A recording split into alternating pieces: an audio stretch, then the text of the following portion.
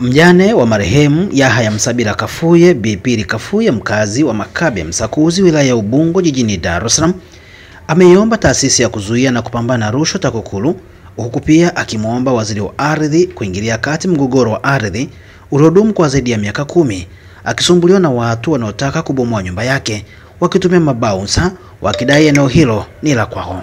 Akizungumza na waandishi wa habari waliofika kwenye eneo hilo, Bi Pili Kafuye ambaye ni mjane wa marehemu Yahya amesema walinunua eneo hilo akiwa na marehemu mumewe na kuanza kuishi kwenye eneo hilo toka mwaka 1977, lakini ilipofika mwaka 2015 wameibuka watu wakidai eneo hilo ni la kwao, wakitaka kuibomoa nyumba yake. Niko hapa mimi tangu mwaka 1977. Lakini ilipofika 2015 mtu anasema kama hili eneo ni la kwake. Imekwenda hii kesi zaidi ya miaka 10, karibu mwaka wa 11. Kila unakokwenda mtu anakuwa ana dokumenti zake feki. Anasema kanunua mwaka 1989 na anagonga muhuri wa kata. Kata inathibitishwa kama huyu mtu amenunua na muhuri unagongwa. Wakati mamlaka hiyo wakati huo ilikuwa bado haijazaliwa, lakini inakubalika ile dokumenti kama ni dokumenti feki na inakubalika. Na wakabidhi pia TAKUKURU wafanye uchunguzi kwa kina ili ijulikane nani mwenye haki katika hili eneo, kwa sababu ninateseka kila kukicha. Nikitoka tu wanakuja watu kutaka kuja kuuza na kutaka kusababisha migogoro mingi. Nishakwenda kuripoti kama nikitoka anakuja huyo Zawadi na wateja kuwauzia ili eneo, kuzalisha migogoro juu ya migogoro. Sasa migogoro kama hiyo mtu anaripoti, si shurikiwe ifanyiwe kazi ili migogoro isiendelee kuzaliwa. Hasa kama hivyo nasema, jamani, huyu mtu anauza migogoro kama hivyo, lakini hakuna kinachofanyika. Yeye ndio kwanza anaendelea kuuza, anasema yeye ana haki, yeye ana haki. Sasa unashinda pa kukimbilia. Tarehe 20 amekuja siku ya Alhamisi. Nimetoka naenda hospitali. Mwezi wa 11. Nimetoka kwenda hospitali. Nafika njiani naambiwa kuna OCD kaja, mwenyekiti wa serikali ya mitaa na mapolisi 8 na mabunduki na mabouncer wamekuja, wamevunja mlango. Wamevunja mlango mpaka chumbani kwangu. Wamechukua documents zangu za nyumba, wamechukua documents zangu zote sizioni. Na pesa pia wamechukua. Madirisha yangu ya vioo vimevunjwa. Vitu vimetupwa nje. Kama picha nadhani kuna clip ilitoka kuonyesha kama jinsi nilivyotolewa nje. Sasa mtu nina kwangu. Mtu ananiingilia mpaka chumbani. Napigiwa simu wamekuja, nikawaambia basi nisubirini nije nageuza. Nilikuwa naenda hospitali. Nageuza, lakini hawakutaka kusubiri. Utafikiria mimi mkimbizi wa Burundi. Namuomba waziri wa ardhi achunguze hilo shamba ni la nani.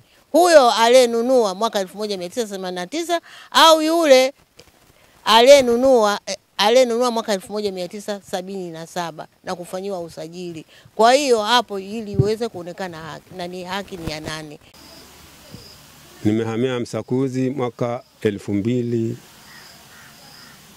nikiwa ni mstaafu wa Jeshi la Wananchi wa Tanzania. Nilipofika hapa Msakuzi ni pori tu, hakukuwa na kitu chochote, nyumba wala majirani hakuna. Wenyeji wangu niliowakuta hapa ni wawili wenye mashamba makubwa. Mmoja ambaye sasa hivi wote ni marehemu. Kuna Yahya Kafuye mwenye eneo hili ambalo naongea, na mwingine ambaye pia ni marehemu anaitwa Rashidi, namfahamu kwa jina la Rashidi. Ni jirani yangu hapa. Nalojua mimi shamba la Kafuye hili sijawahi kuona au sijawahi kusikia kipindi chote hicho mgogoro wowote unaotokana na ardhi hii ya Kafuye. Hayo yanayotokea sasa hivi, nafsi yangu nayatambua kama ni mambo ya kuzusha, ya kuchonga, wanaosema Kiswahili cha siku hizi ni michongo, lakini hahalikiwi mtu yoyote ule uhalali wa mtu mwingine yoyote pembeni ya Mrs. Kafuye. anayekuja kudai kwamba ana sehemu au ana ushirika na shamba hili kwa namna yoyote ile ninayojua mimi, hivi ni vitu vya kuzuka tu vya kidunia. Nimenunua huku kutoka 1986. Kwa kweli huyu mama nimemfahamu muda mrefu. Nimemfahamu kwa kukaa huku, tunakutana kwa siku, nakuja mkitokea mnakutana mnasalimiana. Kwa hiyo inakuwa ni mwanzo wa kufahamiana. Nimehamia huku, nimejenga nyumba hapo katika eneo langu. Nimehamia 2009. Kwa hiyo hata huyu mama katika madhila yake yalivyoanza nilikuwa nayasikia. Mpaka alivyokuja kukaa huku nikawa nakuja kumsalimia na kumpa pole kwa madhira yanayomkuta katika eneo hili. Lakini ukweli toka nimeanza kufika huku kwa kipindi hicho nilichoelezea, ninamfahamu huyu mama kwamba ndiyo mwenye eneo hili kabla ya mumewe hajafariki mpaka msiba wa mumewe ulivyotokea.